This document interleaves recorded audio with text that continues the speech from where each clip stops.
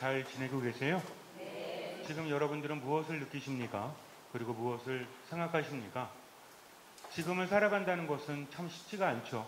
많은 걱정과 염려들, 때로는 불안들, 생각들, 이런 것들이 우리를 괴롭힙니다. 인간에게 있어서 스트레스라는 것은 있을 수밖에 없지만 스트레스가 없다면 우리가 살아가면서 크게 받는 스트레스들 있죠. 자잘한 것들 말고. 그런 것들이 없다면 인간은 120살까지 건강하게 살 수 있게 설계되어졌다고 합니다.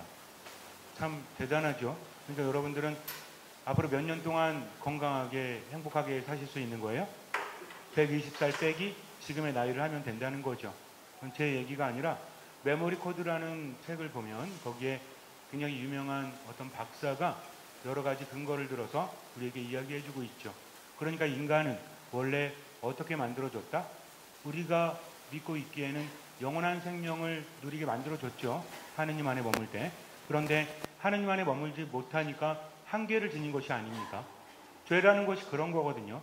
어떤 신학적인 또는 철학적인 또는 교리적인 그런 것들을 생각하지 않다고 할지라도 우리가 삶으로 느끼면 되는 거죠. 교리나 성경을 잘 몰라도 돼요. 그러나 살아가면서 알아야 될 것이 있다는 거죠. 왜 죄를 지으면 안 되죠? 나쁜 거니까.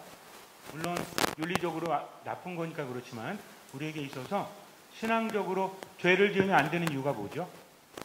왜 그런 거죠? 죄를 지으면 하느님 안에 머물 수 없기 때문입니다. 그래서 태초의 인간이 아담과 하와가 죄를 졌다. 단순히 선악과를 따먹었다. 그게 문제가 아니라 왜 선악과를 따먹으면 안 됐죠?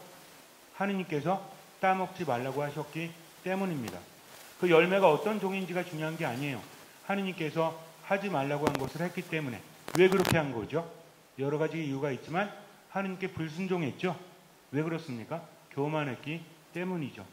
그래서 교만해서 불순종해서 뭐를 지었다? 죄를 지었다. 그래서 죄로 인한 결과가 무엇이다? 죽음이다. 아마 여러분들 중에서 교리나 신학을 공부하신 분들은 달달 외우셨을 거예요. 인간이 교만해서 불순종했고 죄를 지어서 세상에 죽음이 들어왔다. 어렵죠? 그러나 쉽게 생각해보면 쉽습니다.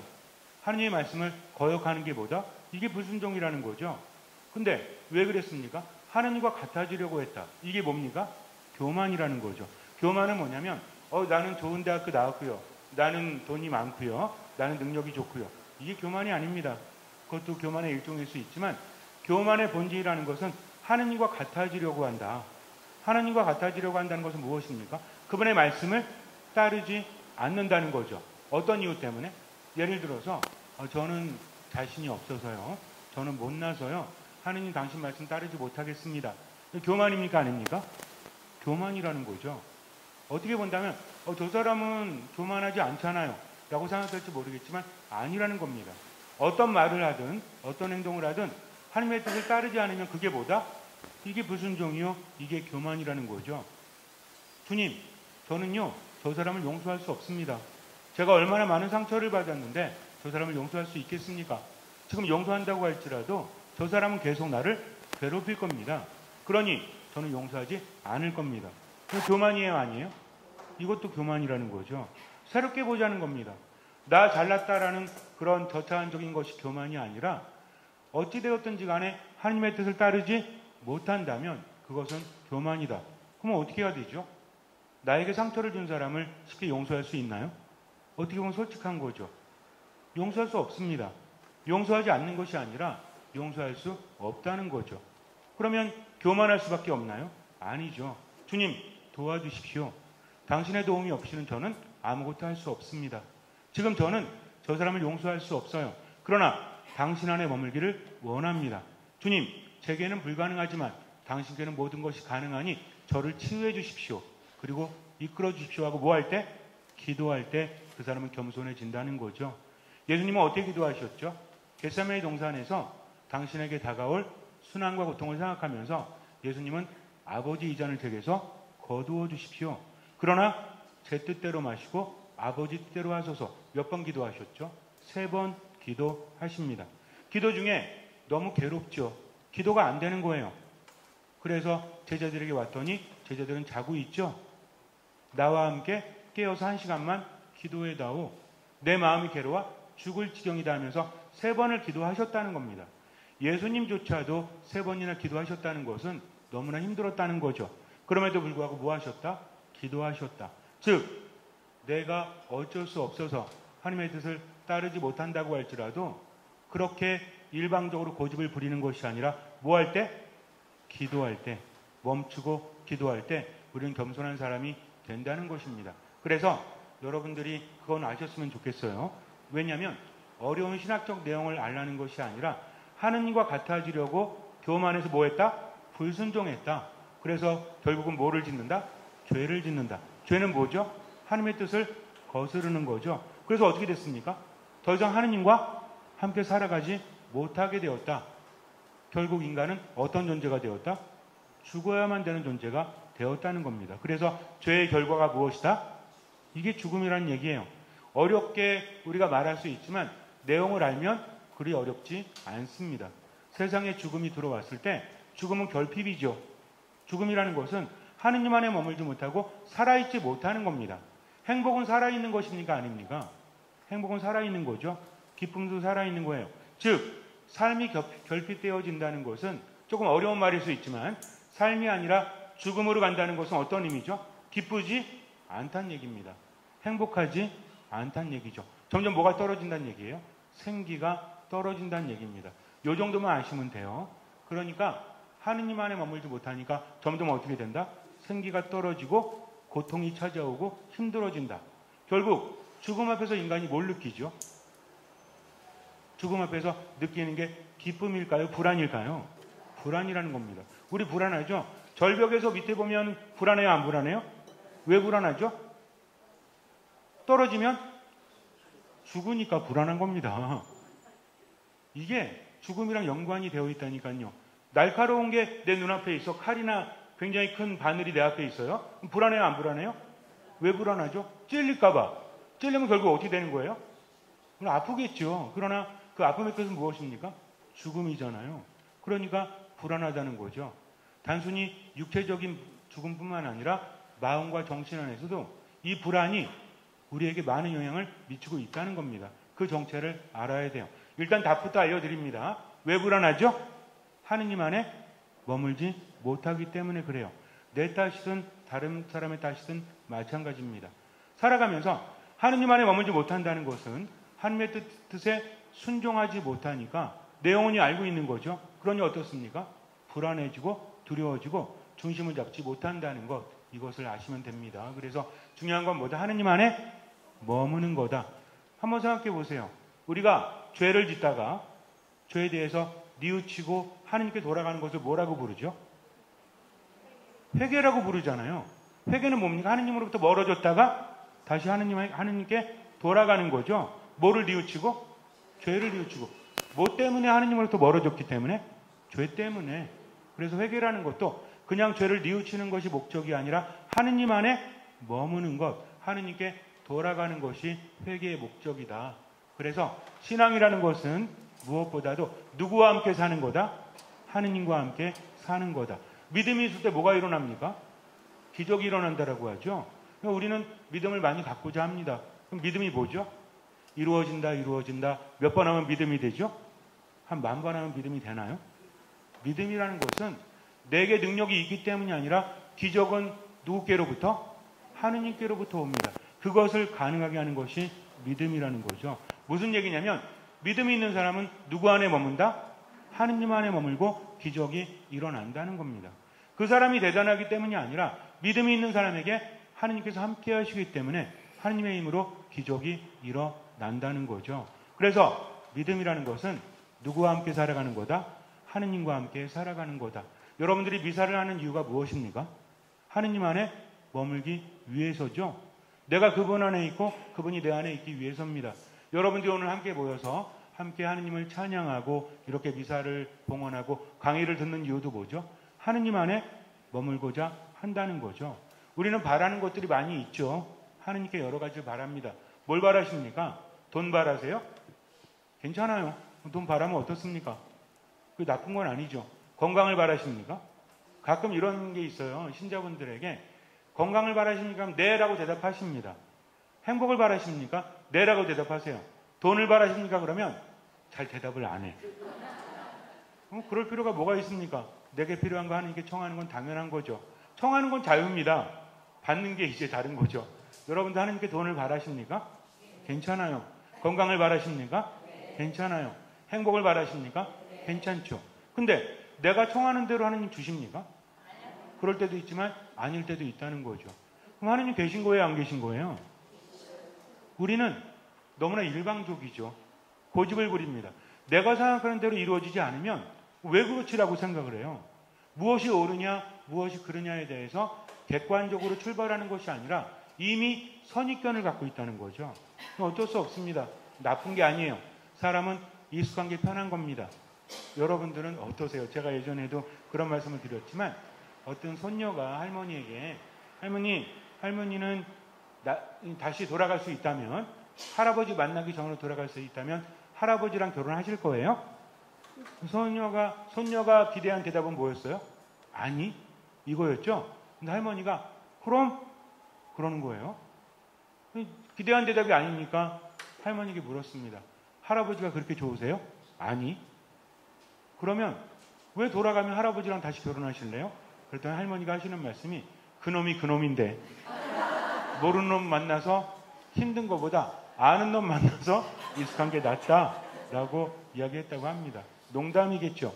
익숙한 건 좋은 겁니까? 안 좋은 겁니까? 익숙한 건요. 안 좋을 수도 있지만 좋을 수도 있어요. 익숙한 건 편한 겁니다. 여러분들 여행 갔다 집에 오시면 어때요? 좀 편안하죠? 왜 편안해요? 호텔보다 좋아서? 익숙해서 그래요. 우리 익숙한데 편합니다. 왜냐하면 예를 들어서 집안에 있는 왼수들 있잖아요. 그죠? 가장 가까운 왼수도 있고 좀 먼 왼수도 있잖아요. 하지만 집에 있을 때 옷차림이 편합니까? 안 편합니까? 여러분들 집에 있을 때 옷차림이랑 성당 올 때 옷차림이랑 똑같아요? 아니죠. 집에서는 편하게 있죠? 왜 그래요? 편하니까 익숙하기 때문입니다. 익숙한 건 나쁜 게 아니에요. 사람은 익숙함 안에서 많은 치유를 받습니다. 익숙함 안에서 많은 힘을 얻는다는 거죠. 제가 여기 왔을 때 앞에서 찬양하시고 여러분들 같이 찬양하고 계셨죠? 근데 노래하시는 목소리가 굉장히 익숙하더라고요. 제가 고등학교 때도 즐겨 듣던 그런 노래. 근데 그때는 뭐 테이프나 CD를 통해서 들었는데 오늘 왔더니 라이브로 들려주시는 거예요. 그래서 이미 아는 노래인데 그 목소리를 듣자마자 사실은 몇 번은 뵙긴 했지만 얼굴을 잘 기억하지 못합니다. 그러나 그 목소리가 주는 힘이 있다는 거죠. 그렇지 않습니까? 그 안에서 편안함을 느껴요. 올 때만 해도 전철 타고 2번 갈아타고 오면서 사람들 되게 많더라고요. 손잡이를 어디 잡아야 될지 모르겠어. 그래가지고 명동까지 왔는데 내릴 때마다 제가 명동 올 때마다 내리는 데가 달라요. 이쪽에서 내릴 때가 있고 저쪽에 내릴 때가 있어. 그러니까 여기가 어딘지 모르겠는 거죠. 지도 보면서 한참 헤매면서 왔습니다. 그래서 한 10분 전에 도착을 했는데 굉장히 힘들었어요. 덥기도 하고. 근데 들어오자마자 익숙한 목소리가 들리고 또 여러분들이 찬양하는 소리가 들리니까 마음이 편안해지는 거죠. 익숙함은 나쁜 게 아닙니다. 그러나 때로는 익숙함이 힘들 때도 있죠. 그래서 익숙함 자체가 좋다 나쁘다라기보다는 내가 어떤 환경에 처해 있느냐도 굉장히 중요하다는 거죠. 그래서 가장 중요한 건 뭐냐면 내가 하느님 안에 머물 때 삶을 향해서 나아가지만 하느님 안에 머물지 못하면 죽음을 향해서 나아갈 수밖에 없다. 그래서 지금 내가 느끼는 모든 것들을 삶의 신호로 여기라는 거죠. 불안이라는 얘기를 제가 자주 합니다. 왜냐하면 요즘에 불안 때문에 힘들어하는 사람들이 너무나 많기 때문에 그래요. 우리도 예외일 수 없다는 거죠. 불안이 인간에게 미치는 영향이 상당히 큽니다. 그러면 불안이라는 것은 몸의 증상일까요? 마음의 증상일까요? 제가 지난번에도 그런 질문을 한 적이 있어요. 그때 들었는데 상관없어요. 망각하라고 있는 거니까. 그냥 느끼는 대로 대답하시면 돼요. 생각하지 마시고. 불안은 몸의 증상일까요? 마음의 증상일까요? 제가 이렇게 질문하니까 우리가 불안 그러면 마음이 불안하다 그러죠? 근데 제가 몸의 증상입니까? 마음의 증상입니까? 하니까 살짝 거슬립니까? 안 거슬립니까? 너무 당연한데 질문하니까 거슬리잖아요. 그죠? 제가 여러분들에게 불안이라는 것은 마음의 증상이죠? 라고 하면 여러분들은 아무 생각 없이, 아무 거침 없이 예 라고 대답할 거예요. 그래서 제가 뭐라고 질문했죠? 몸의 증상입니까? 마음의 증상입니까? 라고 선택하라고 하니까 어때요? 마음의 증상 같은데 몸의 증상이라고 물어보니까 살짝 거시기 하죠. 답은 몸의 증상입니다. 아니 불안이 왜 몸의 증상입니까? 여러분들 불안할 때 어떻게 표현해요? 불안할 때 뭐 마음이 어지럽다, 마음이 혼란스럽다라고 하지만 불안할 때 뭐로 느끼죠? 마음을 느낍니까? 몸이 어때요? 심장이 두근두근거리고 머리가 지끈지끈거리고 뭔가 막 뭐 교감신경, 부교감신경 뭐 이런 것들이 있잖아요. 스트레스 호르몬이 나와가지고 막 소화도 안 되고 막 피가 몰리는 것 같고 이거 있죠. 이게 마음의 증상이에요? 몸의 증상이에요? 몸의 증상이라는 겁니다. 그러나 원인은 어디 있죠? 마음에 있죠. 우리가 여러분들 그 뭔가 이렇게 공황장애 아마 앓고 계신 분도 있을지 모르겠지만 갑자기 힘들을 때 뭐 하라고 하죠? 심호흡하라고 하죠. 한 번 들이마시고 한 번 내쉬고. 근데 여기도 여러 가지 뭐 효과 있는 심호흡이 있다라고 하는데 제가 연구해보고 또 여러 가지 자료를 살펴보고 하는 결과 너무나 극심한 스트레스가 있거나 힘들 때 좋은 방법이 하나 있어요. 2초 만에 된다라고 합니다. 이게 많이 퍼져 있더라고요, 요새는. 근데 이게 어떤 방법이냐면 숨을 쉬는 건데 2번을 쉬었다가 1번을 내뱉는 겁니다. 그런데 코로 2번을 쉬고요. 1번을 내뱉는 거예요. 근데 이게 효과는 있어요. 예를 들어 어떻게 하냐면 코로 한번 길게 들이마십니다. 그리고 짧게 들이마셨다가 내뿜는 거예요. 그러니까 하다가 이렇게 입으로 뱉는 거예요. 한번 해볼게요. 자, 코로 한번 길게 들이마셔보세요. 멈추고 코로 세게 들이마셨다가 동시에 내뿜어 보세요. 입으로. 집에 가서 한번 해보세요. 그러면 순간 안정이 되는데 도움은 됩니다. 지금 제가 여러분들한테 뭐 얘기했죠? 마음 얘기했습니까? 몸 얘기했습니까? 몸 얘기했잖아요. 몸의 증상이에요. 하지만 마음의 영향을 받을 수밖에 없다. 순간순간은 몸의 대처법을 이용해서 그 순간을 우리가 극복할 수 있지만 근본적으로 뭘 들여다봐야 된다? 마음을 들여다봐야 한다는 거죠. 그래서 마음과 몸은 연결이 되어 있어서 모든 몸의 신호는 어디의 신호이다? 마음의 신호라는 거죠. 불안도 뭐의 신호입니까? 마음의 신호라는 거죠. 왜 불안해요? 왜 불안하죠?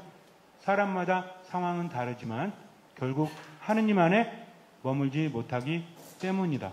이게 여러분들 만병통치약이라서 말씀드리는 게 아닙니다.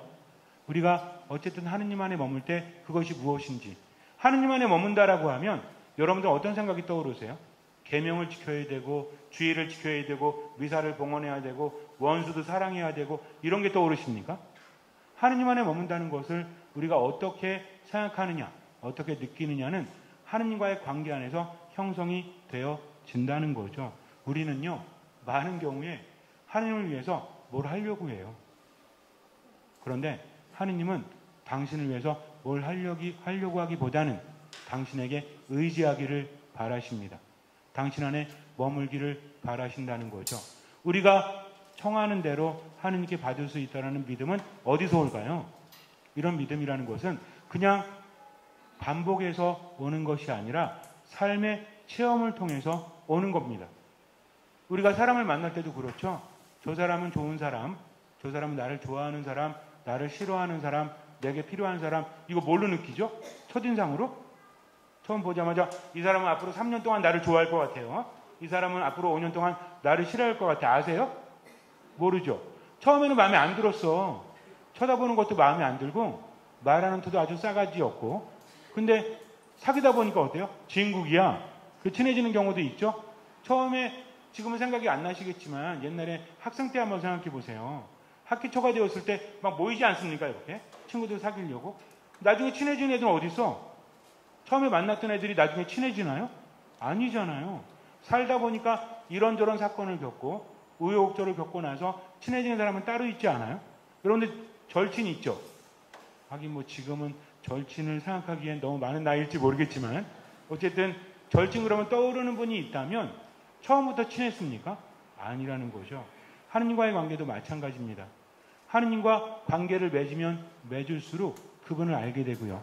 그분을 알면 그분을 신뢰하지 않고는 배견할 수 없습니다. 그러니까 믿음이라는 것은 억지로 하느님 믿는 게 아니라 하느님과 함께 하다 보니까 그분을 신뢰하게 되고 또 그분 안에서 믿음이 생겨나는 거다. 믿음은 그래서 자라나는 겁니다. 하느님 안에 머물 때. 그래서 하느님 안에 머문다는 것은 어떤 계명을 지키거나 의미를 지키는 것이 아니라 하느님께로부터 많은 것을 받는 겁니다. 받으면서 어떻게 돼요? 신뢰가 형성이 된다는 거죠. 아이들이 엄마 아빠에 대해서 신뢰감을 갖죠? 엄마 아빠가 거짓말해도 아이들은 믿죠? 무슨 얘기인지 아십니까? 애들 혼내놓고 뭐라 그래요? 야, 네가 이렇게 잘했으면 엄마한테 안 혼났을 거 아니야. 네가 이렇게 했으면 아빠한테 안 혼났을 거 아니야. 라고 말하죠? 근데 그렇게 해도 혼나. 이미 화가 나 있는 거거든요. 근데 아이는 그걸 들으면서 그래, 내가 이렇게 했으면 안 혼났을 거야. 라고 생각하는 이유가 뭐죠? 부모님을 신뢰하기 때문입니다. 왜 신뢰하죠? 먹여줬잖아요. 재워줬잖아요. 어릴 때 눈을 떴을 때 아무것도 할 수 없을 때 부모가 나를 보살펴줬잖아요. 당연한 겁니다. 그래서 부모에게 받는 것은 당연합니까? 안 당연합니까? 당연하죠. 당연한 거예요. 자식한테 받는 건 당연해요? 안 당연해요? 안 당연하잖아요. 되게 웃기지 않습니까? 자식한테 뭐 받을 때 괜히 막 미안하죠? 옛날에 자식이 받을 때는 당연하게 받았는데 이런 거라는 겁니다. 그래서 자식은 부모를 신뢰합니다. 아무리 친한 사람도 사랑이라는 것도 그렇잖아요. 자식에 대한 부모의 사랑이 있고 또 연인 간의 사랑이 있는데 어떤 사랑이 더 진하죠? 아이고 그냥 너무 오래돼서 기억이 잘 안 나시나 봐. 어떤 사랑이 더 진합니까? 연인 간의 사랑이 더 진하죠. 하지만 연인 간의 사랑은 진하지만 언제 떨어질지 아무도 알 수 없죠. 그런 노래도 있잖아요. 가요가 가끔 기가 막힙니다. 정말. 님이라는 글자에 점 하나를 더하면 남이 되는 세상 사자는 님이잖아, 님. 그런데 부모는 어때요? 부모와 자식의 사랑은요, 그만큼 진하지 않아도요, 뗄래야 뗄 수 없는 사랑이라는 겁니다. 기본적으로. 물론 요즘 뉴스를 보면 참 말도 안 되는 그런 사건도 있지만 그것은 보편적인 것이 아니죠. 이것을 우리가 알아야 된다는 겁니다. 그러면 자식들이 부모를 신뢰하는 이유는 뭐죠? 함께 살았기 때문이죠. 만약에 태어난 지 3개월 만에 떨어졌다가 30년 만에 만났어. 그래서 엄마 아빠라고 그래요. 그럼 갑자기 엄마 아빠 돼요? 안 됩니다. 아무리 날 낳아줬다고 할지라도 함께 살지 못했다면 부모에 대한 신뢰는 그렇게 깊지 않다는 거죠. 그래서 부모를 신뢰하는 이유는 뭐다? 같이 살았기 때문이다. 여러분들은 하느님과 같이 사십니까? 대답 안 하셔도 돼요. 이 대답 잘 안 하시더라고요. 왜냐면 우리는 질문에 대해서 자꾸 긴장을 해요. 어차피 질문하는 사람도 대답 요구하는 거 아닙니다. 그냥 하는 거예요. 관계를 형성하기 위해서. 여러분들은 스스로 그냥 속으로만 생각하시면 돼요. 하느님과의 관계가 제대로 서지를 않았는데 믿음을 이야기한다는 거 별 의미 없어요. 아무리 우리가 믿음, 천국, 불신, 지옥을 외친다고 할지라도 믿음이 생겨나는 게 아닙니다. 믿음이라는 것은 하느님과의 관계 안에서 자연스럽게 생겨나는 거다. 무엇이 있어야 된다? 하느님 체험이 있어야 한다는 거죠. 우리가 알아야 될 것이 있지만 느낄 것도 있어요. 하느님 안에서 너무 경직되지 마십시오. 어쩔 수 없어요. 하느님은 나보다 더 잘 아십니다. 믿으십니까? 이건 대답하셔야 돼요. 하느님은 나보다 더 잘 아신다. 믿으십니까? 근데 왜 걱정하십니까? 하느님 우리 벌 주려고 하시는 분이 아니에요. 죄는 우리가 짓는 겁니다. 우리가 짓는 죄의 결과 때문에 죽음이 찾아오는 거죠. 고집부리니까 죽음으로 떨어지는 거지 하느님이 벌 주시기 때문에 죽는 게 아니라는 거죠. 구약의 하느님 무섭죠? 툭하면 죽여버린다고 하잖아요. 툭하면 벌 준다고 하잖아요. 근데 이게 진짜 죽이려고 하신다면 말하지 않고 죽이면 되죠. 근데 왜 그러시는 겁니까? 지금 우리랑은 달라요. 구약을 살던 사람들의 시대는 우리랑 다르다는 거죠. 우리는 가끔 그것을 망각합니다. 구약을 자꾸 누구의 눈으로? 현대를 살아간 우리들의 눈으로 바라보고 있다는 거죠. 구약까지 안 가더라도요. 조선시대만 가더라도 우리 이렇게 같이 있을 수 있을 것 같아요? 일단 뭐가 나뉠까요? 신분이 나뉘겠죠? 그 다음에 뭐가 나뉘어요? 남녀가 나뉘겠죠. 다르다는 겁니다. 그래서 조선시대 때나 이럴 때 보면 평균 수명이 몇 살이었대요? 40세 정도였다고 하잖아요. 물론 신분에 따라 다르긴 합니다. 일반 평민들 너무 삶이 힘들어가지고 한 40살 정도였대요. 우리는 다 지금 뭐예요? 40 밑에 손 들어보세요. 40 밑에, 나이 40 밑에세요? 나이 40 밑에 손 들어보세요. 여기 있을 리가 없지. 결국은 뭐야? 우리는 조선시대 가면 다 이미 천수를 누린 거야. 그러니까 몇 살만 돼도 60만 돼도 뭐 했어요? 회갑잔치 했잖아요. 60 되면 어르신이었죠? 60 넘으신 분. 스스로가 어르신이라고 생각하세요? 옛날보다는 아니잖아요. 옛날에 60살만 돼도 뒷방 늙은이라고 그랬지. 요새 그런 말 하면은 아주 혼납니다.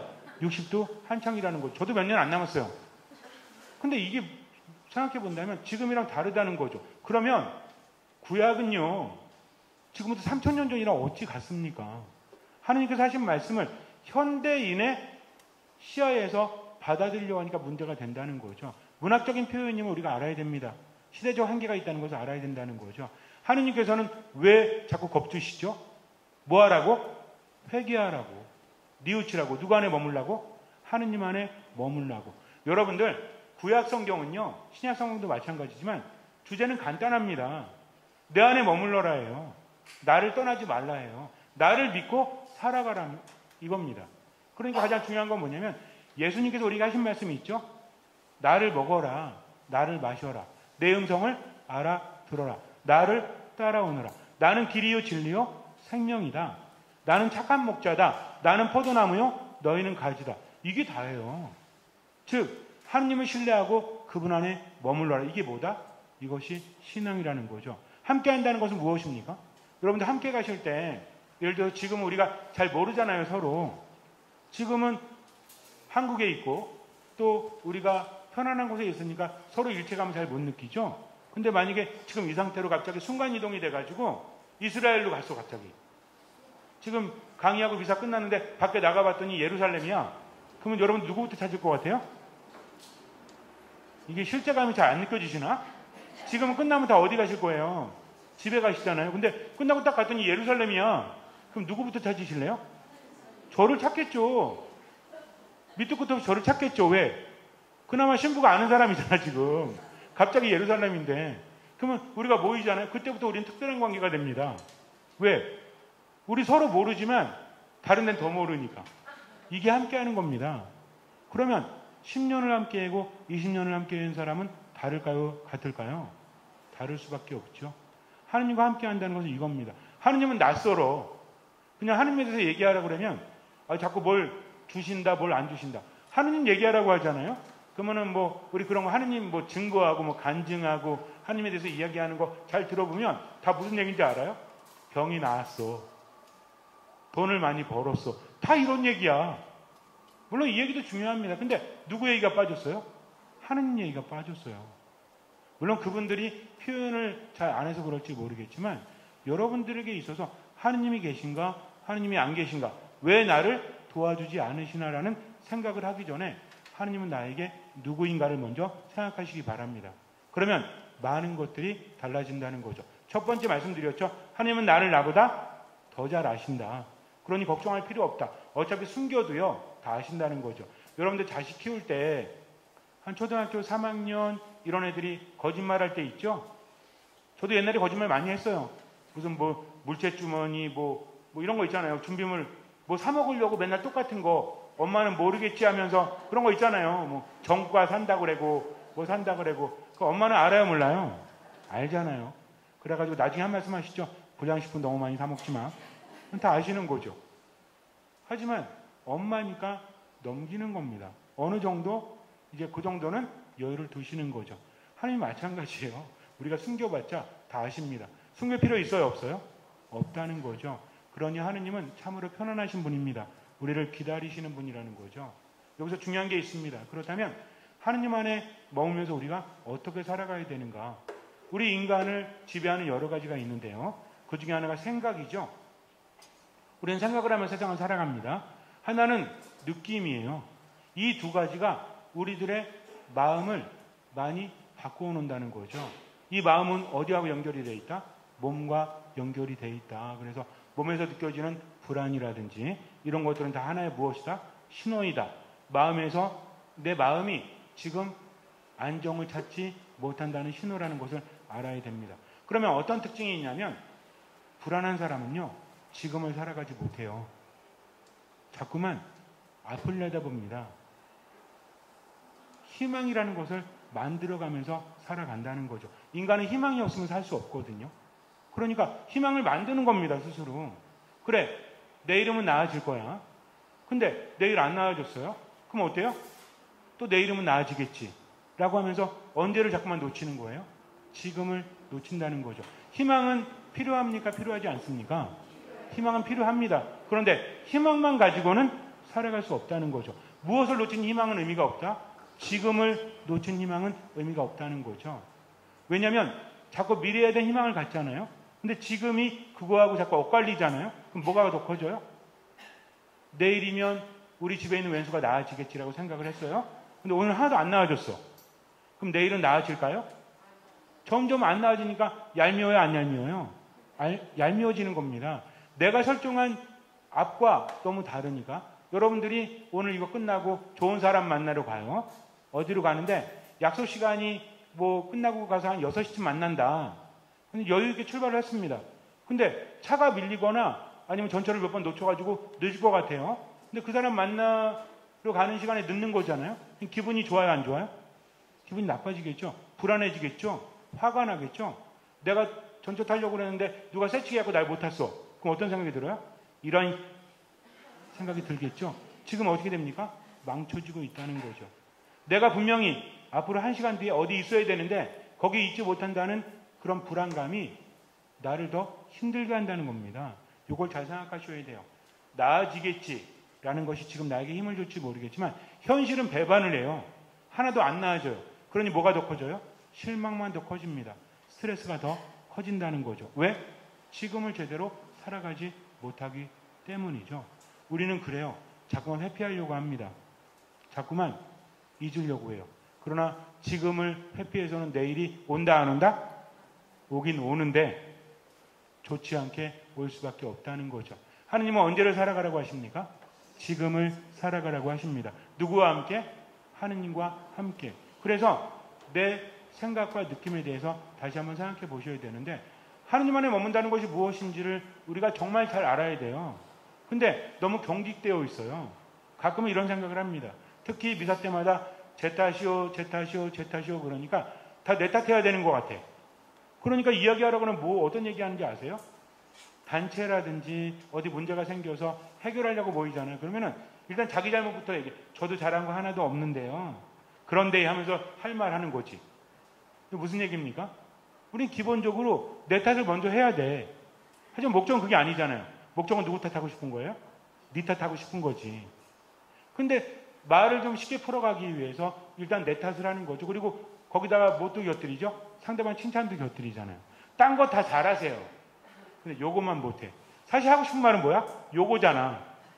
근데 그 말하기 위해서 나도 잘한 거 하나도 없다. 너는 그래도 잘하고 있는데 이렇게 하면서 이야기하는데 우린 그걸 듣고 위로가 됩니까? 아니죠. 누가 나에 대해서 좋은 말 9가지 하더라도 안 좋은 말 1가지 하면 어디가 더 꽂히는 거예요? 여러분들 싫어하는 말 있잖아요. 내가 이런 말 안 하려고 했는데 그러면 우리 뭐라 그래요? 하지 마. 좋은 소리 아니거든요. 내가 너니까 말해주는 거야. 그럼 또 그 말 들을 때 기분 좋을 준비가 돼요? 아니면 기분 나쁠 준비가 돼요?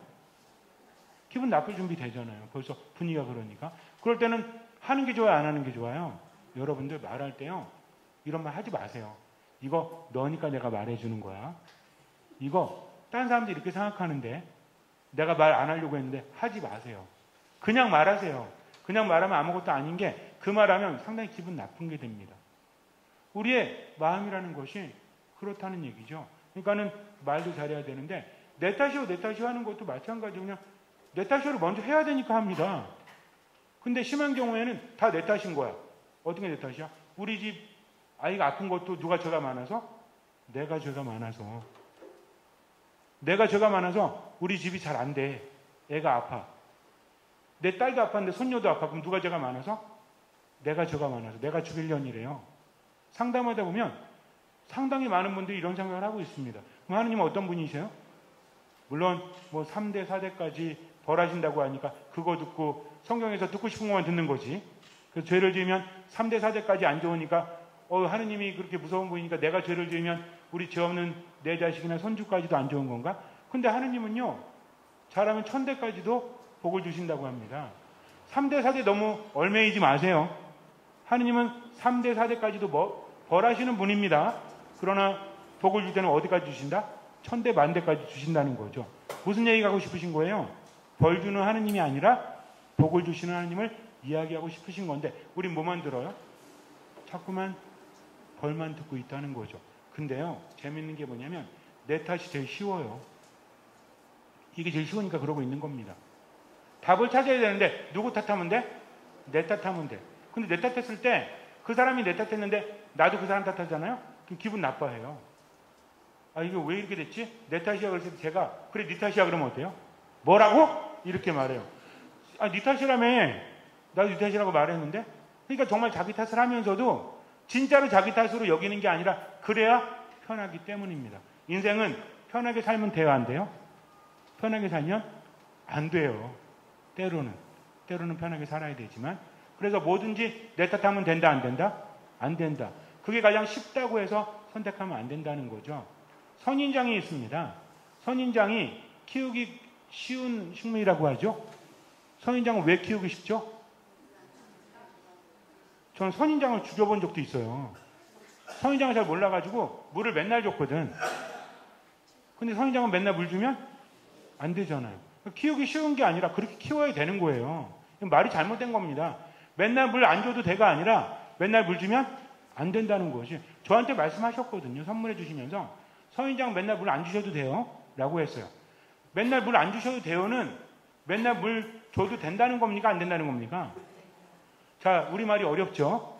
맨날 물 안 주셔도 돼요. 그러면 맨날 주면 된다는 얘기예요? 안 된다는 얘기예요? 아니, 잘 들어보세요. 맨날 물 안 주셔도 돼요 라고 하는 것은 맨날 줘도 된다는 얘기입니까? 안 된다는 얘기입니까? 아니, 그럼 줘도 된다는 얘기지. 보세요. 맨날 물 주시면 안 됩니다 하고 안 주셔도 돼요. 안 주셔도 된다는 건 주셔도 된다는 말로 들릴 수밖에 없죠. 저는 또 매일 줬죠, 이렇게. 근데 얘가 좀 이상해지더라고요. 나중에 봤더니 선인장 그러면 안 된다고 합니다. 왜 그래요? 선인장은 그 물을 한꺼번에 자주 빨아들이면 안 되는 거죠. 선인장은 뭐가 있죠? 가시가 있어요. 그래서 찌르면 되게 아프죠? 선인장 가시가 원래 뭐였는지 아십니까? 이게 잎이었어요, 잎. 근데 왜 가시가 됐죠? 못 돼서? 선인장 가시처럼 우리 막 찌르는 사람 있죠? 말로 찌르고, 표정으로 찌르고, 행동으로 찌르고 이런 사람 있죠? 어디서? 여기 있잖아요. 내 자신이 그러잖아요. 그럴 때 우리는 어떤 생각합니까? 나는 왜 이렇게 못됐지? 나 왜 이러지? 왜 이렇게 사람들한테 상처만 주지? 라고 내 탓을 하는 것. 나쁜 건 아니지만 내 탓한다고 바뀌는 게 없어요. 이거 가장 쉬우니까 내 탓하고 있는 거지. 그 다음에 안 변해. 이게 문제라는 거죠. 내 탓을 하고 나서 변하면 돼요. 근데 안 변한다는 이유는 뭐예요? 지금 뭔가 불편하긴 한데 내 탓하면 편해지거든. 그리고 나서 아무 변화도 없이 지나간다면 됩니까? 안 됩니까? 안 된다는 거죠. 그거는 뭐냐면 나 자신을 알지 못하는 거죠. 선인장이 왜 그렇죠? 어디 사니까? 선인장이 만약에 우리나라에 살았다면 선인장이 안 됐을걸요? 애초에? 선인장 되기 전에? 근데 사막 같은 데는 물이 많아요, 적어요? 물이 적잖아요. 비가 올 때는 많이 온다고 할지라도 안 올 때가 더 많죠? 그러니까 식물이 다 빨아들이고 나서 비가 안 오니까 밖으로 내보내면 안 되잖아요. 근데 잎이라는 것이 이 물을 밖으로 내보내죠? 그러니까 점점 어떻게 되는 거예요? 안 내보내려고 작아지는 겁니다. 그러다 보니까 뭐가 됐어요? 가시가 된 거죠.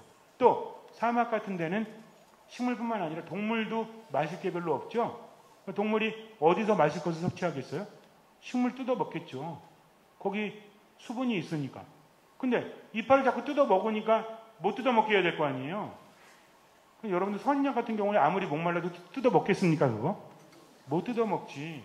그러니까 뭐냐면 비가 많이 오지 않고 위험하니까 가시가 될 수밖에 없다는 겁니다. 그거는 선인장이 잘못한 게 아니에요. 살고자 하는 거죠. 내가 왜 까칠하죠? 그래야만 살기 때문인 거예요. 내가 왜 이렇게 못됐죠? 그래야만 살기 때문입니다. 그런데 자꾸만 내 탓만 하면 뭐가 변합니까? 변하지 않는다는 거죠. 선인장이 될 수밖에 없었던 것처럼 나 또한 환경이 그러니까 힘들 수밖에 없으니까 나를 사랑하지 않고서는 다른 사람을 사랑할 수 없습니다. 내 탓을 한다는 건 뭐다? 가장 쉬운 해결 방식이다. 그러니까 그러면 된다, 안 된다? 안 된다는 거죠. 누굴 먼저 이해해야 된다? 나를 먼저 이해해야 된다는 겁니다. 근데 누가 나를 잘 아세요? 하느님이 나를 나보다 더 잘 아신다니까요. 그래서 하느님 안에 머물 때 우리는 누구를 알게 된다? 나를 알게 된다는 거죠. 그래서 여태까지 내 탓을 해왔기 때문에 한 번에 바뀌진 않습니다. 사람은요, 그리 쉽게 변하지 않아요. 그래서 걱정하실 필요가 없다는 겁니다. 아니, 왜 이렇게 난 안 변하지? 그게 당연한 거예요. 쉽게 변해도 문제라니까요. 예전에 그런 말씀 제가 여기서 드린 적이 있는데, 사람이 쉽게 변한다면 우린 나로서 살아갈 수 없습니다. 습관이라는 것은 나쁜 것이 아니에요. 살아가기 위해서 당연한 거죠. 사람들 볼 때마다 아침에 일어나가지고 옆에 있는 사람 볼 때마다 뜯어볼 거예요. 누군지 분석할 거예요. 얼굴이 어떻게 생겼고 머리는 별로 없네. 지금 살 좀 쪘네. 내 남편이구나. 이러실 거예요. 보자마자 알잖아요. 왜 그래요? 익숙하니까 그렇죠. 익숙하다는 건 나쁜 게 아닙니다. 성당 갔는데 여러분 본당들 다 있죠? 본당에 갔는데 본당 가는 길을 맨날 검색해야 돼. 그러면 힘들어요? 안 힘들어요? 본당 갈 때 검색하고 가십니까? 앞에 있는 슈퍼 갈 때 검색하고 가세요? 당연히 가잖아요. 이게 습관이에요. 나쁜 게 아니라는 거죠. 문제는 뭐냐면 습관이 나쁘지는 않지만 변하지도 않으니까 문제라는 거죠. 좋은 습관이면 괜찮아요. 근데 나쁜 습관이니까. 내 탓하는 것도 뭐야? 성당에서도 내 탓이오 그러니까 가슴 어떻게 하면 소리 많이 나는데 안 아프게 할까? 내 탓이오. 이게 좀 웃기는 얘기인데 제가 신학생 때 신학교에 가면요. 미사할 때 내 탓이오 할 때 제 탓이오 하잖아요. 소리 엄청 커요. 제 소리 엄청 큽니다. 신학교 가서 미사해 보신 분 아실지 모르겠어요. 내 탓이오 할 때 무슨 키콩들 같아. 그러니까 제가 이제 저학년 때 어떻게 하면 소리가 크지? 이런 생각을 했다니까요. 그러니까 이게 웃기는 얘기로 들을지 모르겠죠. 우리는 내 탓이오 하면서도 그냥 습관적으로 하는 거예요. 내 탓이오. 그러니까 이게 내공이 커지면 옆에서 들어보면 안다니까. 3년차 신자는요. 이 소리가 별로 안 나. 근데 10년차 정도 되잖아요. 울리는 소리가 들려. 근데 손을 하나도 안 아파. 아시는 분 아실 텐데 이 고수들이 있어요. 고수들이. 안 아프게 두드리는데 소리가 많이 나는 거. 이렇게 되면 돼요? 안 돼요? 안 될 건 없죠. 그러나 내 마음이 그렇게 되면 안 된다는 거죠. 중요한 건 안 변하니까 그렇다. 왜 안 변한다? 알려고 하지 않으니까. 누구에 대해서? 나에 대해서. 내가 왜 이렇게 힘든지 인정해 주지 않아요. 우리는 나를 사랑하지 않아요. 물론 사랑하는 분도 있겠지만 나를 사랑한다는 게 얼마나 힘든지 아십니까? 밖에 있는 사람 사랑하는 거 쉬워요. 근데 집에 있는 사람 사랑하는 게 쉬워요? 안 쉽잖아요. 집에 있는 사람 사랑하는 게 쉬우신 분은 바로 천국 가셔도 돼요. 이게 어려워요. 무슨 얘기냐면 남보다 가족이 사랑하기 힘들다는 겁니다. 그러나 아프거나 힘들 때는 드러나죠. 사랑이. 평상시에 안 드러나는 거죠. 그러면 가족보다 더 사랑하기 힘든 게 내 자신이에요. 내 자신이 정말 사랑하기 힘듭니다. 정말 놀랍게도 자기 자신을 잘 이해하지 못해요. 내가 얼마나 메말랐는지, 얼마나 힘든지. 그게 내 탓이오 한다고 될 게 아니라니까요. 몸에 병 들었어요. 그러면 내 탓이오 하면 나요? 머리가 아프니까 내 탓이오 머리 두들기면 낫나? 가슴이 아프니까 내 탓이오 그러면 나요? 안 나요. 어디 가야 돼요? 병원에 가야 됩니다. 마찬가지. 제 탓이오, 내 탓이오는 의미가 다르다는 거죠. 그래서 조용히 눈을 감고 한번 들어보세요. 주님께서 이렇게 말씀하신다. 사람에게 의지하는 자와 쓰러질 몸을 제 임인 양 여기는 자는 저주를 받으리라. 그의 마음이 주님에게서 떠나 있다. 그는 사막의 덤불 같아 좋은 일이 찾아드는 것도 보지 못하리라. 그는 광야의 메마른 곳에서 인적 없는 소금 땅에서 살리라. 그러나 주님을 신뢰하고 그의 신뢰를 주님께 두는 이는 복되다. 그는 물가에 심긴 나무와 같아 제 뿌리를 시냇가에 뻗어 무더위가 찾아와도 두려움 없이 그 잎이 푸르고 가뭄에도 걱정 없이 줄곧 열매를 맺는다. 예레미야 17장 5절부터 8절까지의 내용입니다. 여기 보면 뭐라고 말하고 있죠? 사막의 덤물과 같아서 어떤 사람이? 주님을 신뢰하지 못하는 사람. 지금 내 상황은 그리 크게 변하지 않습니다. 먼저 알아야 된다고 그랬죠? 너무 힘들 수밖에 없어요. 주변에 있는 사람들도 그렇고 환경도 그렇고 힘들어요. 일단 인정해 줘야 됩니다. 누가 힘들다? 내가 힘들다. 그런데 대부분의 경우에 그런 게 바뀌기가 쉬워요? 우리 가족들, 마음에 안 드는 가족들, 나를 힘들게 하는 사람들, 그런 환경들이 이게 바꾸기 어렵잖아요. 그러니까 그게 바뀌기 어렵다면 누가 바뀌어야 되는 거예요? 내가 바뀌어야 한다는 거죠. 일단은 알아야 됩니다. 나 힘들구나. 그럼 결국에는 힘든 상황에서 내가 누구를 신뢰하지 못하는구나. 하느님을 신뢰하지 못하니까 누가 변하지 않는구나. 내가 변하지 않는구나. 그러니 많은 것들이 변하지 않는 거죠. 우리는 기도도 쉽게 합니다. 하느님께 기도할 때 내가 변화되기보다는 달라는 기도를 하죠. 왜 그래요? 그게 쉬우니까. 돈 많이 생기면 해결될 것 같으니까. 그러나 누가 변해야 되는 거예요? 내가 변해야 한다는 겁니다. 그래서 기도도 쉽게 하지 마라. 어렵게 해야 됩니다. 하느님을 알고 제대로 기도해야 된다는 거죠. 여러분들도 힘들 때 그냥 내 탓만 하지 마세요. 내가 변화될 수 있도록 하느님께 맡겨야 된다. 중요한 것보다 하느님 안에 머무는 사람은 시냇가에 심긴 나무와 같다. 선인장이 만약에 애초부터 시냇가에 심겼다면 가시가 될 필요가 없겠죠? 근데 어디 있었기 때문에? 사막에 있었기 때문이다. 그러니까 환경 탓도 할 필요가 있다, 없다? 환경 탓도 할 필요가 있다. 이런 환경이니까 그렇게 될 수밖에 없다는 것을 인정해야만 바뀔 수 있다는 거죠. 일단은 인정해야 됩니다. 힘들 수밖에 없구나. 화가 날 수밖에 없구나. 슬퍼질 수밖에 없구나. 그러나 이제부터는 달라야 되겠죠? 내가 힘들다고 해서 언제를 놓치고 있는 거예요? 지금을 놓치고 있잖아요. 지금 최선을 다하지 못하잖아요. 그냥 회피하고 있잖아요. 우리가 성당 다니는 것도 회피하기 위해서 다니면 안 됩니다. 집안이 지긋지긋하니까, 내 인생이 별로 안 변하니까 성당 가면 좀 숨통이 트이겠지 하면서 오면 돼요, 안 돼요? 괜찮아요, 괜찮아요. 근데 계속 그러면 안 되는 거지.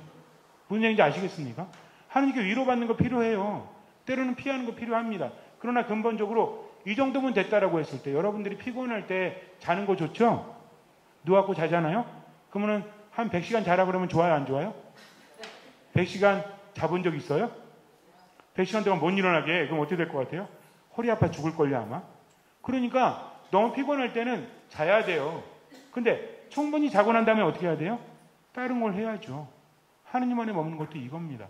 그분은 나를 나보다 더 잘 아십니다. 회피할 때는 회피하세요. 그분 안에서 숨어서 그냥 쉴 때는 쉬십시오. 그러나 몸과 마음에 힘이 생기기 시작한다면 누구의 뜻대로? 하느님의 뜻대로 지금을 살아가는 거죠. 지금 최선을 다하는 겁니다. 비록 희망이 없다고 할지라도 내가 이렇게 한다고 해서 저 인간이 바뀌겠어? 라는 생각이 들어서 안 하는 것보다는 그것이 하느님의 뜻이라면 지금 하는 거죠. 얼마만큼?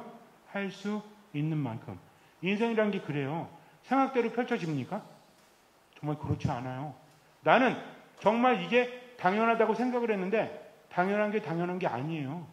놀랍지 않습니까?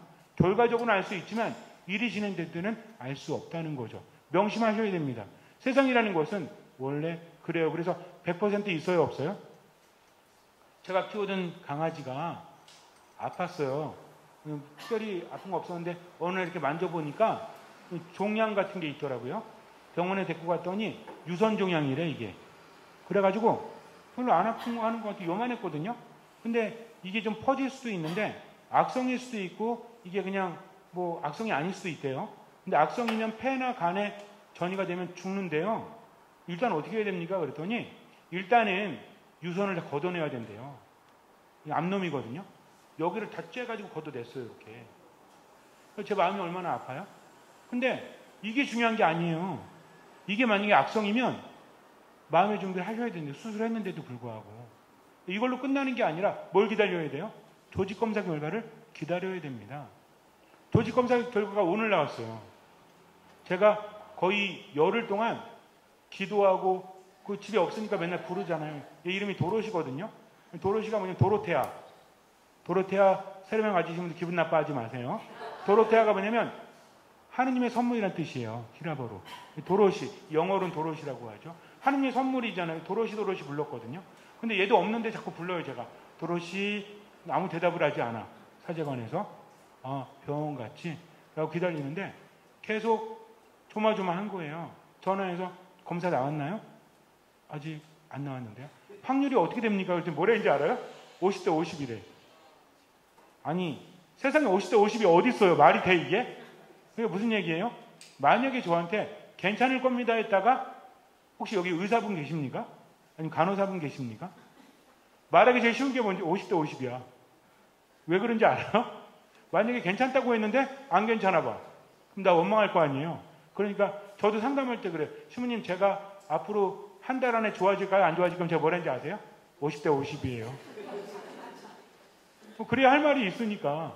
이게 사람이 참 근데 어떤 걸 믿고 싶은 거야? 우리는 어떤 말 해주길 바라죠? 아 괜찮을 겁니다. 해주길 바라죠? 근데 50대 50이라고 했는데 오늘 전화를 받았어요. 이제 이따 가다가 찾아가야 되거든요, 제가. 이제 여기 막 이렇게 다 쬐가지고 바늘 자국 있겠죠? 다음 주에 이거 푼다고 하는데 더 기다리는 건 조직검사 결과지? 근데 아까 그랬어요. 조직검사 결과 어떻게 됐나요? 그랬더니 괜찮아요 그랬는데 너무 감사한 거예요, 이게. 이게 인간의 마음이지 않습니까? 인간의 마음이라는 건 이랬다 저랬다 그렇게 된다라는 거죠. 어떻게 될지 아무도 알 수 없어요. 여러분들이 앞으로 행복할지 안 행복할지는 뭐예요? 50대? 아니에요. 아니에요. 여러분들은 100% 행복합니다. 왜? 하느님 안에 머물기 때문이죠. 여러분들 예수님이 그러시잖아요. 내 안에 머물러라. 너희는 나 없이 아무것도 할 수 없다. 이게 얼마나 대단한 말씀인지 아십니까? 나한테 배워서 잘해라가 아니에요. 그래서 나를 따라와라. 내 안에 머물러라. 나를 떠나지 마라. 내가 너희와 함께 하겠다. 뭐가 걱정입니까? 그분께는 불가능이 없는데. 우린 뭐만 하면 돼요? 믿기만 하면 돼요. 하도 안 믿으니까 예수님 뭐라고 하십니까? 믿지 못하겠거든 내가 한 일들을 보아서라도 믿어라. 우리 삶 안에서 뭐가 주어진다는 얘기죠? 체험이 주어진다는 얘기입니다. 그래서 세상 일은 알 수 없지만 우리는 누굴 믿기 때문에? 하느님을 믿기 때문에 지금 최선을 다한다는 거죠. 우리가 갈 때 얼마만큼만 가면 돼요? 보이는 만큼만. 예수님께서 내 앞을 비추어 주십니다. 그런 말 제가 자주 합니다. 예수님 등만 보고 가십시오. 등 보는 거는 바로 앞이니까 보일 수 있죠. 멀리 볼 필요 없다니까요. 그분만 바라보고 그분을 따라가면 된다는 거죠. 인생이라는 건요. 어떻게 펼쳐질지 아무도 알 수 없어요. 여러분들이 지금 하고 있는 일이 아무 의미 없는 것 같죠? 그렇지 않습니다. 제가 군종신부였을 때 벌써 10년이 훨씬 넘었죠. 군종신부 했을 때 비가 많이 온대요. 그래서 비가 엄청나게 올 거니까 주변 정리를 하라는 연락이 왔습니다. 성당 마당에 정원이 있는데 여기가 배수로가 없어가지고 비가 오면 성당으로 막 물이 계속 들이치는 거예요. 그래서 오늘 안 되겠다. 배수로 좀 파야 되겠다라고 생각을 했어요. 그날이 토요일이었거든요. 그래서 병사들에게 동원령을 내렸습니다. 성당에 와서 봉사할 사람. 절대로 강제는 아니었습니다. 왜냐면 그날은 개인 정비라고 그래가지고 토요일날 오후에는 쉬는 시간이거든요. 개인 정비하면서 이제 쉬는 거죠. 올까요? 안 올까요? 신앙이 없으면 안 와요. 근데 신앙이 있으면 오는 거지. 제가 군정병한테 각 대대로 또 각 부대로 연락을 돌리라고 했죠. 지원자가 있으면 대대로 가겠다고. 근데 10분 만에 달려오더니 신부님 50명이 지원했습니다. 그러는 거예요. 아, 우리 애들이 초코파이 먹으러 성당 간다고요? 아니에요. 믿음이 있어서 그래요. 물론 제가 끝에 한 줄을 달았습니다.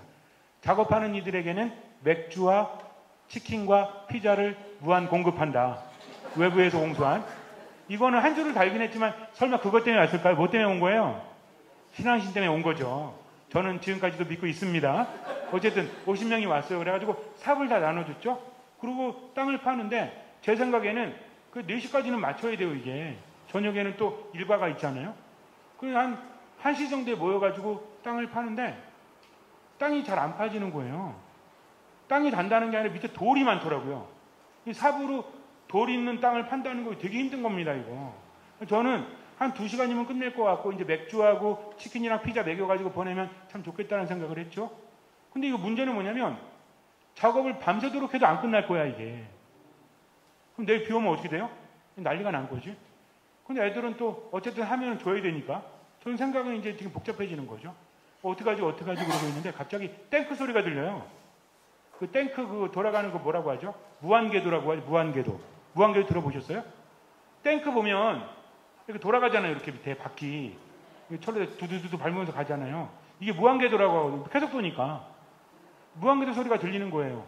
물론 군부대기 때문에 들릴 수 있는데 제가 있던 부대는 여기서 말씀드릴게요. 수도군단이라고 해서 안양에 있는 그 있잖아요. 그 평촌이랑 인덕원 거기 탱크가 있을 리가 없잖아요. 아무리 군대래지만 이게 무슨 소리야? 봤더니 포크레인이 군대 포크레인 있죠. 군대 포크레인 얘가 지나가는 거예요. 포크레인이 왜 지나가지? 물어봤더니 제가 세웠죠. 왜 포크레인이 지나가냐고 그랬더니 하사 한 명이 이렇게 얘기를 하더라고요. 저희가 여기 초소가 있는데 산사태가 날 것 같아서 비가 올 것 같으니까 거기에 이제 주변에 뭐 산지 제방 작업인가? 그런 게 있대요. 그래서 주변을 이제 정리하고 가는 길이에요. 우리 여태까지 삽질했는데 안 됐잖아요. 포크레인 지나가잖아요. 이걸 놓치면 안 되잖아요. 제가 전화를 했죠. 신자들한테.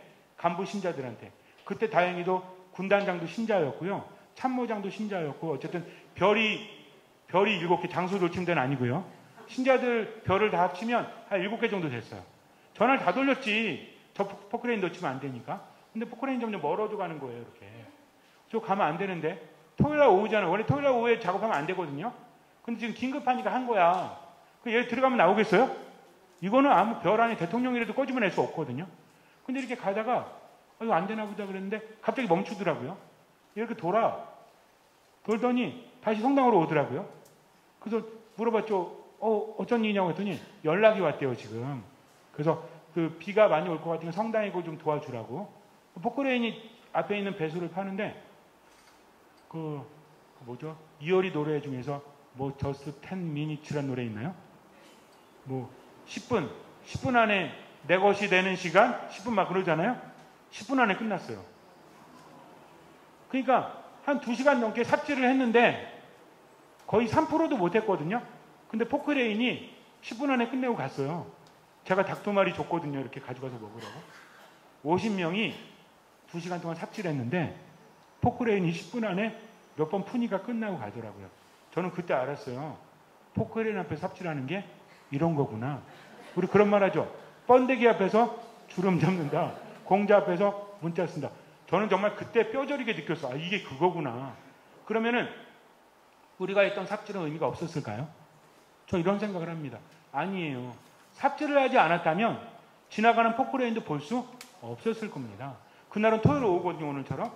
병사들 절대 일 안 해요.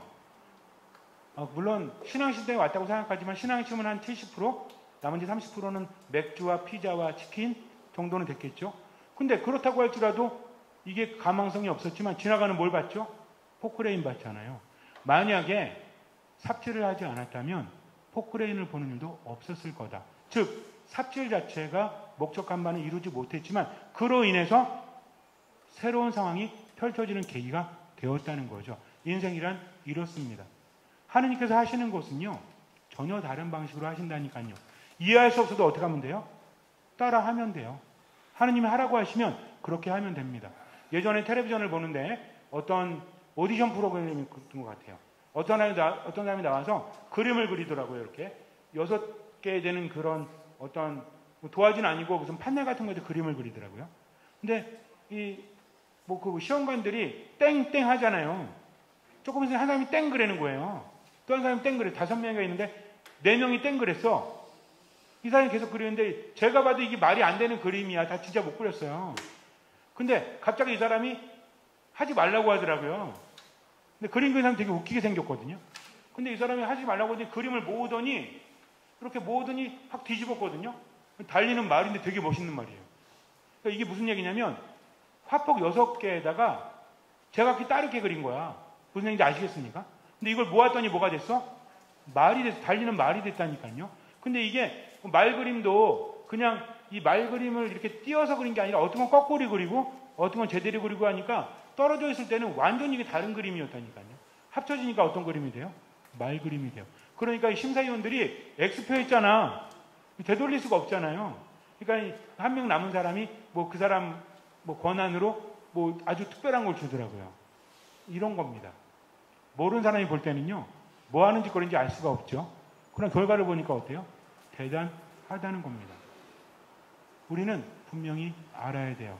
하느님께서 하실 때는 내가 이해하기 때문이 아니라 그분의 방식이 인간의 방식과는 다르기 때문이죠.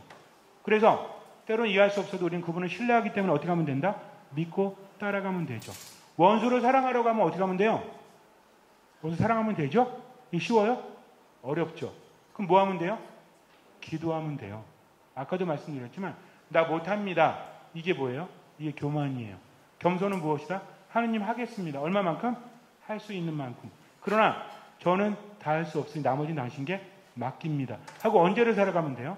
지금을 살아가면 된다는 거죠. 누구의 뜻대로? 하나님의 뜻대로. 그러니까 여러분들 명심하십시오. 오늘 이거 외우세요. 이거는. 자, 첫 번째 멈춘다. 멈춘다. 성호를 긋는다. 듣는 마음을 청한다. 요 세 개만 해보세요. 자, 지금 해볼게요. 멈췄어요. 그리고 아까 알려드린 호흡하셔도 되고 안 해주셔도 돼요. 푸. 안 하셔도 되는데 그러고 나서 성호를 그어보세요. 성부와 성자와 성령의 이름으로 아멘. 주님, 저에게 듣는 마음을 주십시오. 주님, 저에게 듣는 마음을 주십시오. 그 순간 많은 것들이 변합니다. 저 사람 때문이 아니라 누구 때문에? 하느님 때문에 지금 이것을 하는 거죠. 그렇게 얼마만큼만 하시면 돼요? 되는 만큼만. 실망하지 마세요. 아니 나 이렇게 마음 먹었는데 왜 안 돼? 그러지 마시라니까요. 그럼 또 어떻게 하면 돼? 또 멈춘다. 성호를 긋는다. 뭘 청한다? 듣는 마음을 청한다. 창피할 때 어떻게 한다? 멈춘다. 뭘 청한다? 듣는 마음을 청한다. 쪽팔릴 때 어떻게 한다? 이게 창피할 때는 되는데 쪽팔릴 때는 잘 안 돼요. 그래도 그럴 때도 어떻게 한다? 그럼 강도가 좀 다른 거죠? 그래도 멈춘다. 뭐 한다? 성호를 긋는다. 일단 성호를 긋는다는 건 뭐야? 지금 내가 하는 게 기도가 된다는 거죠. 그리고 뭘 청한다? 듣는 마음을 청한다. 그러면 놀랍게도요. 스트레스를 많이 안 받습니다. 우리가 스트레스 왜 받는지 아세요? 뭐가 많아서 그래요? 생각이 많아서 그래요. 생각이 많으면 부정적으로 흐른다니까요. 생각은 절대로 많이 해서 긍정적으로 가지 않습니다. 생각 많이 하면 부정적이 될 수밖에 없어. 나 이러다 아픈 거 아니야? 괜찮겠지? 아니야, 아플지도 몰라. 아니야, 안 아픈가? 아니야, 이상해. 3일 전부터 머리가 이상해. 배도 이상해. 어깨도 이상한데? 계속 이렇게 생각하면 한 열흘 지나면 죽어있을걸요, 아마? 안 좋은 생각만 하는 거지. 근데 안 좋은 생각은 어디? 걱정과 염려는 끊임없이 우리를 괴롭히죠? 돼요, 안 돼요? 이 생각에 벗어나기 힘들다니까요. 그럴 때 어떻게 한다? 멈춘다. 그리고 뭐 한다? 성호를 긋는다. 그리고 뭘 청한다? 듣는 마음을 청한다. 그럼 뭐가 되는지 아십니까? 생각이 아니라 뭐가 돼요? 묵상이 돼요. 생각을 묵상으로 바꾸는 비결이 뭐다? 멈춘다. 성호를 긋는다. 어떤 마음을 청한다? 듣는 마음을 청한다. 여러분들 딴 거는 오늘 다 까먹으셨더라도 이것만 기억하십시오. 어떤 마음? 듣는 마음. 듣는 마음을 청하면 얼마나 놀라운 일이 벌어지는지 아십니까? 화가 나 죽겠어요. 그때 멈추고 성호를 긋죠? 주님, 듣는 마음을 주십시오 하면 기적이 일어난다니까요. 진짜 그래요. 왜? 하느님께서 함께 하시기 때문이죠. 여기 더불어 또 한 가지 한다면 하느님 감사합니다. 감사할 거리를 3가지씩만 찾아보세요. 오늘. 그래서 오늘 오시는데 무릎이 좀 아팠다. 그러면 어떻게 감사하면 돼요? 하느님 무릎이 아파서 감사합니다. 그러면 돼요? 안 돼요? 감사할 거리가 아니잖아. 하느님 무릎이 아픈데도 여기까지 왔습니다. 하느님 감사합니다. 요새 자꾸 까먹죠? 자꾸 까먹는데 감사할 게 있어요? 까먹는다는 거 알잖아. 무슨 얘기인지 아세요? 내가 까먹었구나. 하느님, 제가 까먹은 것을 알게 해주신 하느님 감사합니다. 하면 돼요. 까먹는 것도 모를 때가 문제인 거야, 이게. 그러니까 감사할 거리 하루에 몇 가지만 찾자? 3가지만 찾자. 그리고 화가 날 때, 슬플 때, 힘들 때 뭐 한다? 멈춘다. 그리고 뭘 긋는다? 성호를 긋는다. 뭘 청한다? 듣는 마음을 청한다. 문제 하나 낼게요. 솔로몬이 하느님께로부터 많은 걸 받죠. 재물을 많이 받습니다. 솔로몬은 아주 대단한 사람이었죠. 솔로몬은 정말 하느님께로부터 엄청난 것을 받아왔어요. 근데 솔로몬이 하느님께 무엇을 청했을까요? 우리 다 알고 있죠? 무엇을 청했을까요? 1번 지혜, 2번 듣는 마음. 이제 여러분들 헷갈려지십니다. 분명히 지혜인데 왜 질문을 저렇게 하지? 신부님이 질문했으니 이거 이상한데? 그리고 방금 전에 제가 어떤 마음에 대해서 말했죠, 계속? 이어서 좀 말하고, 솔로몬이 하느님께 청한 게 뭘까? 1번 지혜, 2번 듣는 마음. 자, 대답하세요. 모두 1번 아니면 2번이야. 지혜라고 대답하든 듣는 마음으로 대답하든 대답하셔야 돼요. 안 하시면 엉덩이 털납니다. 자, 시작. 자, 잘 대답 잘 하셔야 돼요. 저는 지금 개그하는 게 아닙니다. 여러분들 시험하는 것도 아니에요. 더 헷갈리죠? 제가 지금까지 어떤 거에 대해서 얘기했죠? 듣는 마음에 대해서 얘기했죠? 솔로몬이 저에 대한 믿음이 이렇게 약간 이렇게 본인의 고정관념보다 내가 알고 있다는 것보다 신부님의 말을 더 못 믿는다? 그럴 수 있어요. 그럴 수 있어요. 답은 뭐 알게 되겠지만, 자, 솔로몬이 하나님께 청한 건 1번 듣는 마음, 2번 지혜. 자, 듣는 마음이나 지혜로 대답하시는 거예요. 제가 셋하면 하나, 둘, 셋. 듣는 마음이에요. 우린 지혜로 알고 있죠? 듣는 마음을 통해 하나님께 지혜를 주십니다. 오늘 가서 11개 한번 읽어보세요. 무엇을 청하는지. 듣는 마음을 제게 주십시오. 그랬더니 네가 듣는 마음을 청했기 때문에 너에게 넓은 마음과 재물과 지혜까지 다 주십니다. 뭘 청한 거예요? 자, 그러면 삶의 지식은 차차 익혀가면 되는, 뭐가 없으면 안 돼요? 지혜가 없으면 안 돼. 이 지혜는 뭘 통했을 때 온다? 듣는 마음을 통했을 때 온다는 거죠. 여러분들 놀랍습니다. 정말 놀랍습니다. 그러니까 어떤 일이 있을 때 멈춘다. 뭐를 긋는다? 이거 안 멈추면 안 돼요. 꼭 멈춰야 돼. 그리고 뭘 긋는다? 성호를 긋는다. 그리고 듣는 마음을 청한다. 예수님께서 뭐라고 하시죠? 나를 따라오너라. 근데 뭘 버려야 된다? 뭘 버려야 돼요? 자기 자신을 버리고 날마다 제 십자가를 지고 나를 따라야 된다. 나를 버리래요. 예수님 심지어 뭐라고 하면 나를 죽이라고 하십니다. 나를 어떻게 버리고 나를 어떻게 죽이죠? 여기에서 나란 건 두 가지가 있습니다. 하나는 진아예요. 진아. 진짜 나. 하나는 허아예요. 거짓 나가 있다는 거죠. 그러면 거짓 나는 어떤 나예요? 진짜 내 모습이 아닌 거. 여태까지 살아오면서 계속 쌓아뒀던 나라고 하는 거 있죠? 어떤 나? 고집스러운 나. 미움 가득한 나. 나는, 여러분들, 나는요, 나쁜 사람이에요? 착한 사람이에요? 여러분들 자신. 여러분들이 저를 알 수는 없죠. 여러분들 자신은 착한 사람이에요? 나쁜 사람이에요? 때로는 착한 사람, 때로는 나쁜 사람. 달라지잖아요. 그럼 어떤 게 진짜 나죠? 여러분들 엄마 앞에, 이제 엄마 아빠 기억이 안 나실 수 있는데 엄마 아빠 앞에서는 늘 아이죠. 아이들 앞에서는 엄마 아빠죠. 친구 앞에서는 친구죠. 제가 예전에 그 30대 초반이었을 때 어른 신부님들 모시고 당구 한 게임을 치러 간 적이 있어요. 70 넘으신 신부님들을, 저하고는 거의 40살 차이 나는 분들이랑 같이. 그래서 이제 평상시에 보면 그때만 시대가 그때 지금이랑 많이 다르니까 어르신들 어때요? 이렇게 보기만 해도 막 뭐 아우라라고 하나요? 70 넘은 신부님은 그냥 그 자체로 성인 같아. 저도 신부였지만 딱 갔죠. 당구를 치는데 그분들이 한 세 분이 치시고 여기 젊은 신부들끼리 치고, 근데 보통 이제 저희는 야 이거 아니지 이거 막 이렇게 알잖아요. 이거 자매님 잘 모르시겠지만 당구장 가면 서로 막 이렇게 대화가 좀 이렇게 좀 어려집니다. 근데 70 먹은 어르신들이 야 이거 뽀록이지. 무슨 얘기인지 모르시겠죠. 그러니까 이 실력으로 맞은 게 아니라 어쩌다 맞은 거야. 이걸 누가 말한 거야? 70 넘으신 그 어르신 신부님이 말씀하시는 거예요. 그러니까 옆에 있는 신부님이 뭐라는지 아세요? 야, 당구공이 거짓말하냐? 이러는 거예요. 그러니까 이 어르신들이 상상할 수 없는 말을 왜 그랬죠? 그분들은 몇 년직이니까 소신학교 때부터 여태까지 거의 60년직이래요. 그러니 70 넘으신 신부님들끼리 모였어도 뭐야?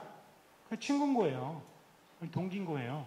그러니 그런 대화가 나눌 수 있는 거죠. 그럼 어떤 게 진짜 그분의 모습일까요? 여러분도 마찬가지예요.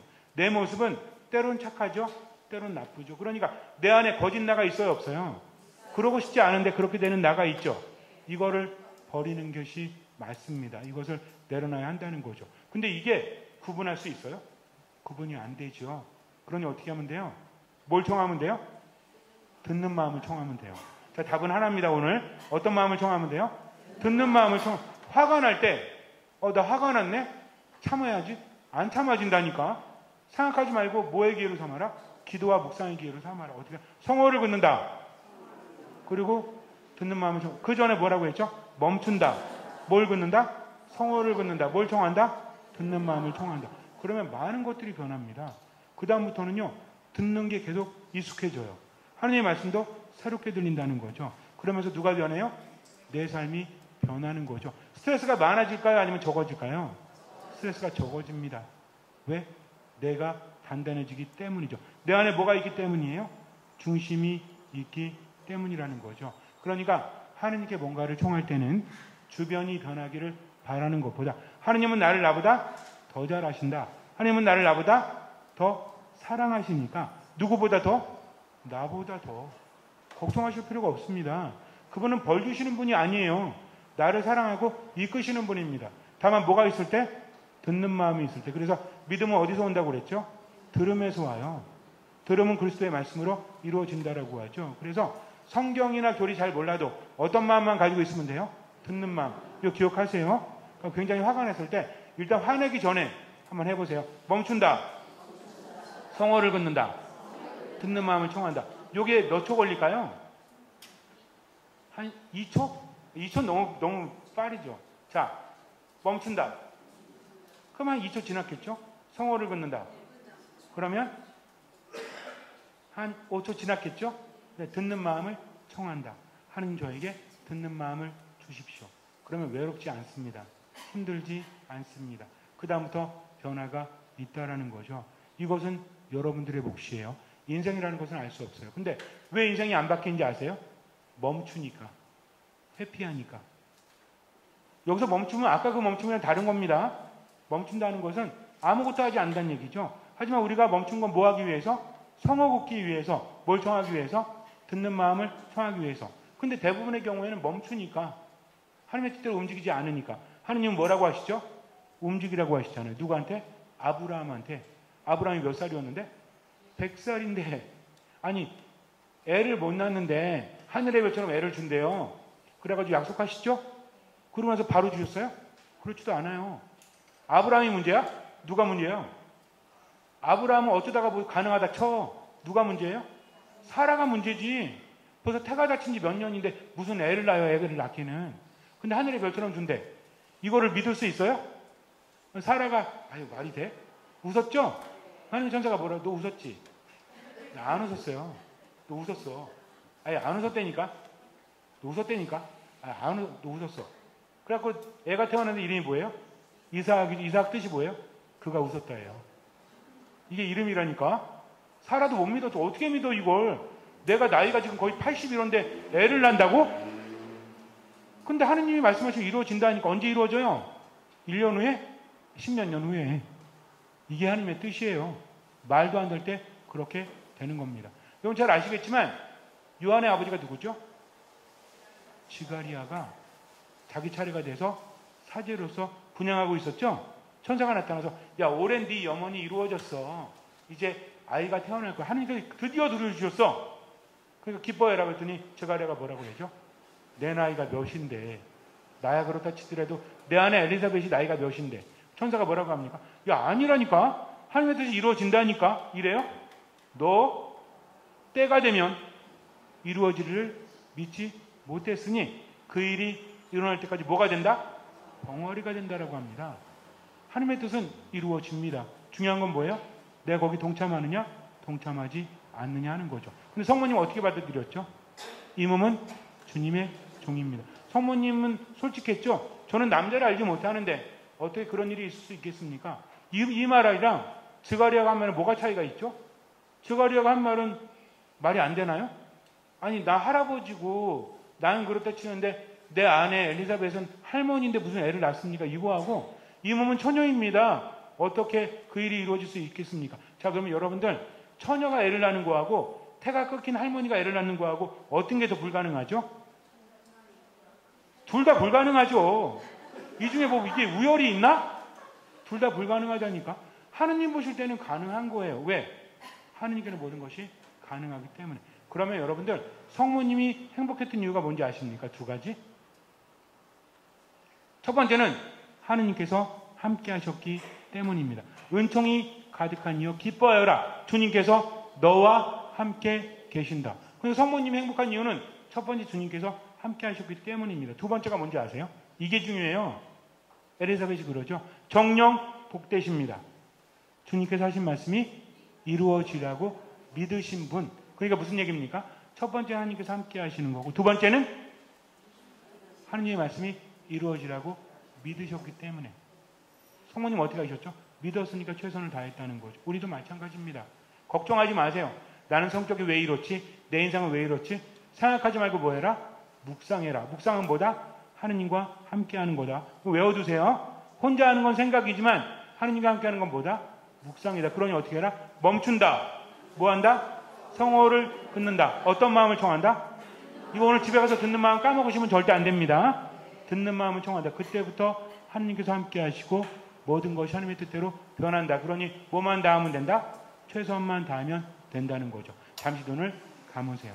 인생은 어떻게 변할지 아무도 없습니다. 그러나 내가 변하지 않으면, 내가 고집을 부리면, 내가 회피하면 절대로 인생은 좋아지지 않습니다. 믿음이라는 건 하느님과 함께하는 거죠. 하느님과 함께한다는 것은 그분을 이끄시는 거고 나는 따라가는 겁니다. 믿으십시오. 그분의 말씀을 들으십시오. 할 수 있는 만큼만 하십시오. 부담 갖지 마세요. 그분은 나를 나보다 더 잘 아시고 나를 나보다 더 사랑하시니까 온전히 맡기고 할 수 있는 만큼만 하면서 듣는 마음으로 살아가십시오. 멈추십시오. 듣는 마음을 청하십시오. 그리고 주님께 맡기십시오. 주님께서는 그 믿음을 보시고 우리 삶에 놀라운 기적을 일으켜 주실 것입니다. 아멘.